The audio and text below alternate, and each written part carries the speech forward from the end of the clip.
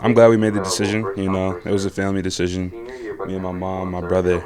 I just feel like it'd be good for my family to take a trip to the West Coast. Obviously, the education, second to none. The football program, just the whole nine. I feel like it's the perfect fit for me.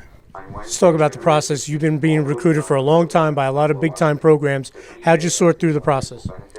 I just tried to weed out, all the schools that I didn't think suited me. The other schools that I felt comfortable at, I visited, obviously, and it just came down to who I like most in the end. How tough is it when you go on official visits? Every school seems like it could be the place for you, but then you have to make that final decision. And you've been to some great campuses. Certainly. The campus has all been great. The atmospheres have all been great. It came down mainly to the people, the guys around me who I feel like I could build with the most and in turn help me be a better person. And just talk about your development as a player. When you came here, people were talking about you, and you fulfilled those dreams people had for you and for yourself. Just talk about how you've made yourself this D1 player. I just kept working, and I'm still working. It's only going to pick up from here. Hopefully I can take it to the next level.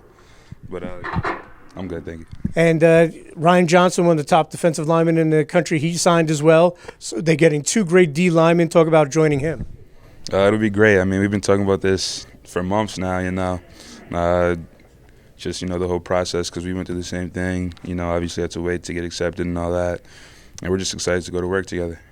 And just talk about, obviously Stanford's a national team because you're from the East Coast, Ryan's from Alabama. Just talk about how they are able to draw such top-notch talent.